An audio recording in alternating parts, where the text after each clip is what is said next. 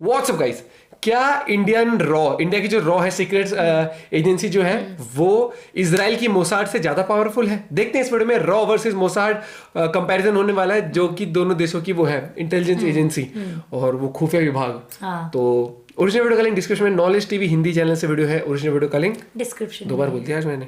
तो देखते हैं वीडियो और अपना पॉइंट ऑफ व्यू शेयर करना ना भूले। ऐसे वीडियोस मेरे को देखने में चैनल पर न्यूज़ नहीं हो तो सब्सक्राइब और शेयर करना ना भूले। 1 2 3 लेट्स गो।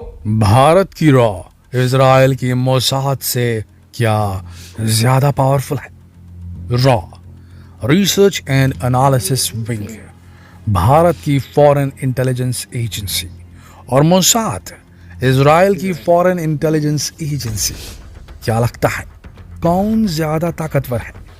चलिए जानने से पहले आज आपको रॉ की शुरुआत और इसकी रफ्तार से जुड़ी एक ऐसी कहानी सुनाते हैं जो आपको न किसी किताब में मिलेगी न जनरल नॉलेज के किसी कोर्स में। हो सकता है इस घटना को सुनने के बाद हम कुछ बेहतर तरीके से आपको इस सवाल का जवाब दे पाएं कि कौन सी इंटेलिजेंस एजेंसी ज्यादा पावरफुल है, भारत की या इजराइल की।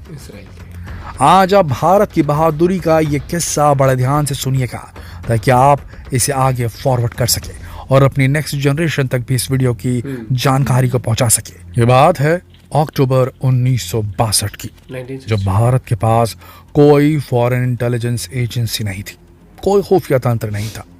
भारत की सेना हमेशा की तरह अक्साई चीन के बॉर्डर पर निगरानी रखे हुई थी। हर दिन की तरह इस दिन की शुरुआत भी शांति से हुई थी और भारत को अंदाजा भी नहीं था कि कुछ होने वाला है। लेकिन फिर शुरुआत हुई चीन की सबसे शर्मनाक हरकत की। अचानक से चीन की सेना ने बिना किसी सिग्नल के अटैक कर दिया। क्या इंटरनेशनल ट्रीटीज और क्या युद्ध के नियम। भारतीय सैनिकों से 10 गुना ज्यादा सैनिकों को चीन ने भारतीय आउटपोस्ट को घेरने और वहां कब्जा करने के लिए भेज दिया था। और भारत की इंटेलिजेंस एजेंसी, ना इसका कोई फॉरेन ऑपरेशन हुआ करता था उस वक्त, न देश के नेताओं को इतनी समझ थी कि आसपास के दुश्मन देशों पर खुफिया तरीके से निगरानी भी रखनी होती है। भारत की सेना बुरी तरह परास्त हो गई। भारतीय गवर्नमेंट के लिए जो बात शर्मनाक होनी चाहिए थी उसके ऊपर कोई खास रिएक्शन तक देखने को नहीं मिला, लेकिन फौज को भारतीय सरकार की इस लापरवाही का अंदाजा हो गया था। अभी तो सन 1965 में पाकिस्तान ने जब हमला किया तो लाहौर में घुसकर भारतीय सेना ने उनकी धज्जियां उड़ा दी और उसके बाद सेना ने सरकार को उनकी इंटेलिजेंस एजेंसी की कमियों से अवगत कराना शुरू कर दिया था। कैसे सरकार की कमियों की वजह से बहादुर सिपाहियों को अपनी जान से हाथ धोना पड़ रहा है, ये बताया था उन्होंने। इसके बाद 1968 में सत्ता में आई भारत की प्रथम महिला प्रधानमंत्री, जिसने सिंहासन पर बैठते ही भारत की डिफेंस स्ट्रेटजीज को प्रेफरेंस देनी शुरू कर दी और मौका मिलते ही सामने आए भारत के स्पाई मास्टर, सबसे पहले बेहतरीन खुफिया जासूस RN काओ, जिनके कारनामों को आप RN काओ जेंटलमैन स्पाई मास्टर नामक बुक में पढ़ सकते हैं। दोस्तों, अगर RN काओ और इंदिरा गांधी की साझेदारी ना होती तो शायद उस समय भी रॉ की नींव रखी ही नहीं जाती। लेकिन इन दोनों ने बना डाली एक एक्सटर्नल इंटेलिजेंस एजेंसी R&AW। 250 लोग, RN Kao as chief of रॉ और 20 लाख रुपए की फंडिंग। यही थी शुरुआत रॉ की। दुनिया की नजरों में भारत की इंटेलिजेंस एजेंसी अभी भी कमजोर थी, लेकिन इसकी बहादुरी तो देखिए। भारत ने 1971 में रॉ के दम पर ही बांग्लादेश को पाकिस्तान के जुल्म सितम से मुक्त कराने की घोषणा कर डाली। 1971 की इंडो पाकिस्तान वॉर में भारत की जीत को दुनिया ने देखा, जब 93,000 पाकिस्तानी सैनिकों ने आत्मसमर्पण कर दिया। ये कमाल इस बार सिर्फ भारत की सेना का नहीं था, रॉ के जासूसों का भी था। लेकिन वो प्रधानमंत्री जिसने भारत की इतनी स्ट्रॉन्ग एजेंसी बनाने में अपना योगदान दिया, बांग्लादेश को आज़ाद कराने का ऐतिहासिक फैसला लिया, उसे सत्ता के लालच ने ऐसा जकड़ा कि सत्ता चले जाने के डर से भारत में आपातकाल की घोषणा कर दी गई और यहीं से शुरू हो गई रॉ की नाकामी की कहानी। आपातकाल के दौरान की गई फोन टैपिंग्स और बाकी की पूरी गैर कानूनी जासूसी का इल्जाम लगा दिया गया रॉ पर। लेकिन उसके बाद आई सरकार मोरारजी देसाई की और रॉ को अपनी बेगुनाही को साबित करने का मौका दिया गया। लेकिन RN काओ को जल्द ही समझ में आ गया था कि ये बस RAW से बेमतलब का बदला लेने का एक तरीका था। RN काओ की रिटायरमेंट के बाद RAW यानी कि रॉ के चीफ बने के शंकरन नायर, जिन्हें आते ही सारी विदेशी जासूसियों को बंद करने का ऑर्डर मिला। उन्होंने देश की सुरक्षा को दांव पर लगाने से मना कर दिया और इस्तीफा दे दिया। भारत ने रॉ पर बिना बात हो रही प्रताड़ना के बावजूद अपना पहला न्यूक्लियर टेस्ट सफलतापूर्वक कर लिया। पाकिस्तान घबरा गया। एक पाकिस्तानी युवक अब्दुल कादिर खान, जो भारत से नफरत करता था, वो नीदरलैंड के एक न्यूक्लियर प्लांट में काम कर रहा था। वो वहां से न्यूक्लियर बॉम्ब्स और वेपन बनाने की जरूरी डॉक्यूमेंट्स और कंपोनेंट्स चुरा लाया और उसी के जरिए पाकिस्तान में न्यूक्लियर प्लांट शुरू कर दिया गया। और वहीं रॉ, जिसके ऊपर इलीगल गतिविधियां करने का इल्जाम था, वो चुपके से पाकिस्तान पर नजरें गड़ाए हुए था। रॉ को पाकिस्तान के मंसूबों का पता चल गया। अगर पाकिस्तान न्यूक्लियर पावर बन जाता तो भारत के साथ खतरा किसी और को भी था, और वो था इजराइल। तो रॉ के साथ ही इजराइल की मोसाद भी जासूसी में लगी थी। लंबे समय तक रॉ का एक एजेंट अपनी जान को जोखिम में डाले बस एक क्लू ढूंढ रहा था, उस जगह तक पहुंचने का जहां पाकिस्तान का न्यूक्लियर प्लांट सबसे छुपकर न्यूक्लियर पावर बना रहा था। क्या आप जानते हैं कौन था वो एजेंट?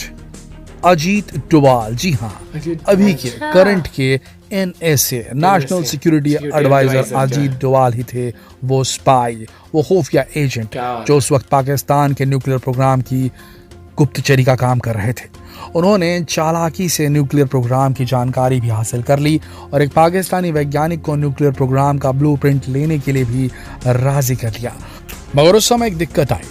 उस समय के तत्कालीन प्राइम मिनिस्टर मोरारजी देसाई को इंटरनेशनल स्पाइस का कोई नॉलेज नहीं था। उन्हें खुफिया एजेंसी के बारे में कोई खास जानकारी नहीं थी और उन्होंने रॉ को उस ब्लूप्रिंट के लिए $10,000 प्रोवाइड करने से मना कर दिया।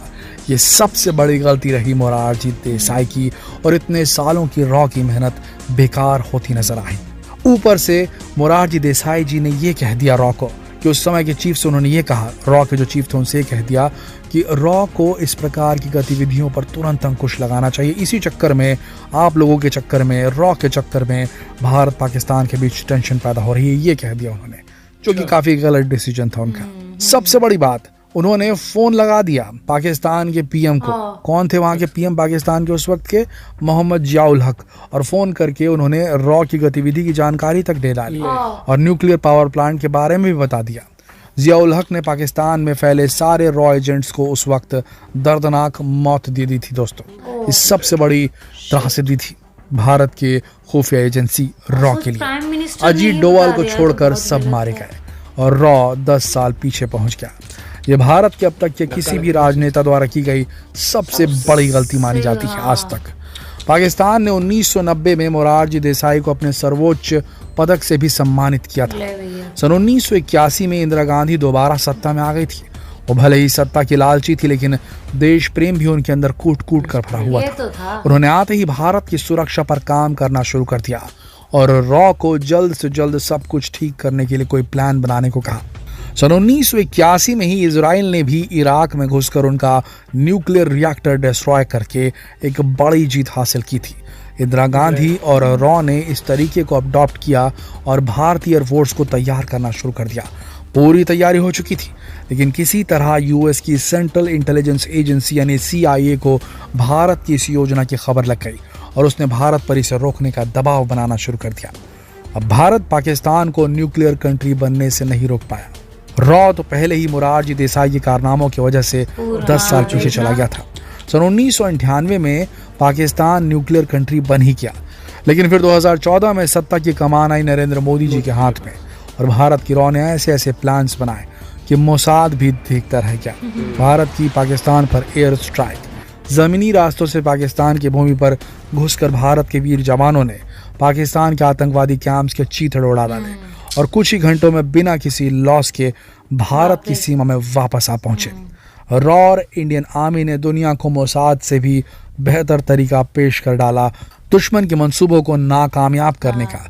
दोस्तों, आज भले ही इजराइल की मोसाद अपने सीक्रेट ऑपरेशंस के जरिए हॉलमार्क सेट करने के लिए जानी जाती है, लेकिन रॉ के इनोवेटिव और एक्यूरेट ऑपरेशंस अब मोसाद को टक्कर देने लगे हैं। इसलिए अनुमान लगाया जाता है कि जल्द ही रॉ मोसाद को पीछे छोड़कर उसकी जगह लेने वाली है। दोस्तों, क्या आपको लगता है कि आज जो मोसाद अपने खतरनाक ऑपरेशंस पर गर्व किए बैठी है, कितना समय लगेगा भारत की रॉ को उसे रिप्लेस करने में, उसकी पोजीशन को रिप्लेस करने में।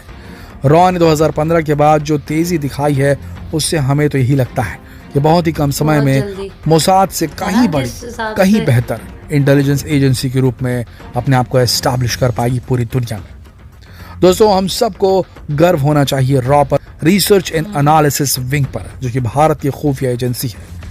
क्या लगता है आपको, कब रॉ बनेगी मोसाद के बराबर की टक्कर वाली टेक्नोलॉजिकली एडवांस्ड खुफिया एजेंसी? जिस तरह से चल रहा है अपने ना, विचार उस तरह से तो नीचे बहुत कमेंट जल्दी। सेक्शन में लिखकर जरूर बताएं और जितना हो सके इस वीडियो को शेयर करें फेसबुक पर। ये जब से मोदी गवर्नमेंट आई है, एक तो तब से काफी हमने चीज देखी कि मिलिट्री पर काफी अच्छा बजट बन रहा है। बजट प्लस तो उसमें चेंजेस देखियो, मतलब बाकी देशों में ना, मतलब अब जो भारत का एक स्टेटस है, अब जो एक लेवल है, मतलब है ना एक कि वो जितनी बाकी देश बहुत के भी तेजी से बढ़ लीडर रहा हैं। है। हाँ। और एक चीज ये थी कि 10 साल पीछे रॉ हो गई थी अपने फंक्शन, क्योंकि उनको रोक लगा दी गई थी, लेकिन इंदिरा गांधी ने उन्होंने समझ कुछ आता दिया है, था दोबारा। लेकिन जो भी हो तुम मतलब देश के पाकिस्तान को प्राइम फोन करो। मिनिस्टरों के चलो ये है कि भाई ठीक है ऐसा, लेकिन पूरी इन्फॉर्मेशन दे दी, वो बहुत फिर वहां से फिर वो कहा था ना कि एग्जीक्यूट कर उनको वो कर दिया था, मतलब वो तो बहुत ही रॉ के गलत था, लोगों को हाँ। पकड़ लिया था उस तरीके से।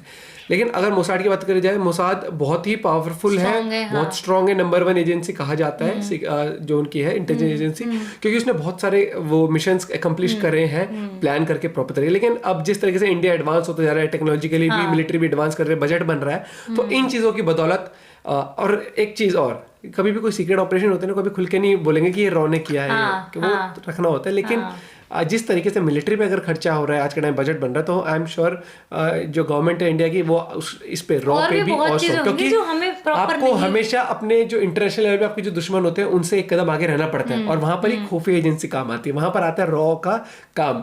वो हमेशा ही सीक्रेट एजेंट्स रहते हैं दूसरी कंट्रीज में, वो पता लगाते रहे क्या गतिविधि है, किस तरीके से, बहुत चीजें हैं जो बड़े लेवल पर होती है, जिनके बारे में हमें खुद नॉलेज नहीं होती। देखना वो स्पाई बन के गए थे वहां पे। अजी रोल जो सर जो आज एनएसए, अरे अच्छा, वो परेश रावल वाला जो उरी में रोल था, वो यही था, याद है? और लुक भी वैसा ही दिया हुआ था, बिल्कुल वैसे दिया हुआ हाँ। मैं सोच रही थी, मैंने उसमें ना लास्ट में, मूवी के लास्ट में वो दिखाई हुई है जो फोटो है उनकी। आई एम श्योर ये वीडियो आपको काफी इंटरेस्टिंग लगी होगी, तो जितना हो सके लोगों के साथ शेयर करें ताकि लोग भी देख सकें ऐसी वीडियो। बाकी कर दें लाइक, और चैनल पर तो please subscribe. Bye bye, take care.